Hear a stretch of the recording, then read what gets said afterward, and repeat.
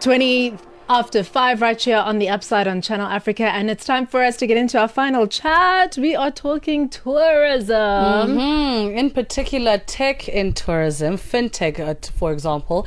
In business, the third year is usually when businesses actually close. But for TurnStay, they've decided to open up their wallets, open the hotels, and make sure that we are getting the best services within payments. And over processing about 1 billion rand in travel payments in just 6 months after 3 years of launching. Alon Stern, who's the CEO and co-founder of TurnStay, joins us on the Upside. Alon, what a milestone. I think we all wish to be your business bank account at the moment. Yeah, well, thanks for having me on the show. Nice to meet you. So let's talk about this. I mean, you guys, 3 years of launching, and now in this 6 months, you're saying that 1 billion rand mark. What does this mean for you and for your business and fintech in Africa? Yeah, I think what's going on is that we've really hit on a huge pain point. That basically processing payments in Africa is unnecessarily expensive, and African travel businesses are at a huge disadvantage. We're using old, outdated infrastructure, and it's much more expensive than what they're paying in America and Europe. And so just to give you an example, it's not uncommon for a payment from a hotel in Africa to lose 7% on fees. Right. In contrast, Europeans are only paying 0.5% on fees. Right. So it's just putting the whole sector at a huge disadvantage. And so for us, we found a way to leverage modern technology and to cut down intermediaries and drive down their price. And I think the reason we've seen so much growth is that the value proposition is resonating. Like cheaper fees, people don't want to pay more. And as the word gets around, more and more people are looking to save money. Alon, as TurnStay, maybe chat to us about how the rest of the tourism industry is benefiting from your technology. So the way we see it is that every rand that is saved on fees, which used to go to intermediaries and banks, gets saved and it stays in Africa, and that actually enriches the whole ecosystem. Right, the money goes down to communities, to projects, and even to conservation inside the lodges, inside the hotels, and improves the whole ecosystem. So yeah, it's not just about enriching hotels, but really like improving this whole travel ecosystem and getting more people to come from all around the world to see what Africa's got to offer. Why do you think it's hard for some organizations to innovate and kind of step into this new way of working? I mean, if you are still going with a system that allows you to charge at that type of price point, when you have an innovation that supports that, what are some of the challenges that they experience to not adopt this innovation and process? I mean, what we've found actually is that African hotels and African travel merchants are hungry for it. As what's been waiting is the financial innovations, but once it's there, we find we have a huge amount of demand. We can't onboard people fast enough. Actually, everybody we speak to, all the companies we speak to want. So I think there's an appetite in Africa for using modern technology, for using more efficient technologies, and people want it. Hotels want it. Yeah, especially like safari lodges. It sounds old and antiquated, but these are good businesses processing large volumes and have overseas customers, and they really are looking to improve their systems. And yeah, we haven't found that people are slow at all. Maybe chat to us, Alon, in terms of the work that you do and in the tourism space as well. What are some of the gaps and opportunities as a fintech company that you are witnessing now that could be filled potentially in the future?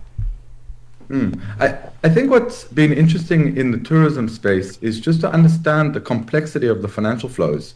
So a typical booking, say someone comes to South Africa from overseas, maybe they'll book with a tour operator and then stay a few days in Cape Town and then go off to Vic Falls, maybe fly up to Kenya. But on one single payment, you're getting 3 or 4 or 5 different hotels and flights. Like all this money is moving from country to country in different currencies, and there's big complexity in those financial flows, and a huge amount of effort is going into just making sure all the money lands up in the right place. And so I think there's a huge amount of opportunity to just create software that optimizes that whole thing. Alan, I find it quite fascinating when I see successful fintechs, right? And I say this because the policies across Africa don't necessarily support the pace in which, it's innovating, the pace in which it's growing. How have you navigated the cybersecurity aspect of it and kind of maintaining the excellent service while still adhering to policies that exist in Africa? Yeah, I actually think that the complex regulatory environment and complexities of working in Africa are exactly what creates the opportunity for African fintech. So a lot of the easy opportunities have been already done by Silicon Valley startups. Sure. In Africa, you have to really grapple with the rules, with the realities on the ground, with the usage of cash, with antiquated systems, and you have to solve real problems over here if you want to get ahead. And that leaves a whole lot of problems that have not yet been solved. And if you're smart, if you're focused, if you're willing to embrace new technologies, there's a ton of opportunity. So, Alan, TurnStay did 1 billion rand in travel payments in just 6 months. What are some of the other milestones and goals that you guys are chasing? Yeah, we want to chat next year, and it's 10 billion in the first 6 months. So and maybe 100 billion the year after. So yeah, we're growing like crazy. We want to grow these volumes, and mainly because we want to bring these savings to more and more African travel businesses, and ultimately we want to help optimize the whole flow of funds so that African travel businesses can be competitive with European and American businesses. I mean, the actual travel experiences are already world class. You go see the elephants, you go see the Masai Mara migration. These are world class experiences, but we're using not world class infrastructure. Yeah. And what does this mean for TurnStay? Are we expanding the team? You spoke about how you can't really offload, or rather onboard people fast enough. So are we growing our team? Are we growing the organization? What does this mean for the business as well?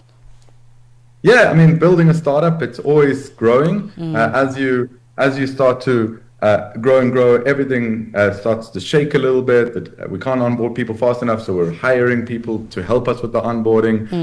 As we grow, we get access to better talent who can help us build our software faster, who can help us to build all parts of our systems faster. So I think in the coming months, we're going to look to raise some more money and really go after the global problem which we're trying to solve, because this problem it happens in Africa, but it's also in South America, it's also in Asia, and even Americans are paying too much for cross-border payments. Alon Stern, the CEO and co-founder of TurnStay, where do we find you? Are you available to be found with all the money you're making? On Cliff Street, come visit. You can find us at TurnStay.com.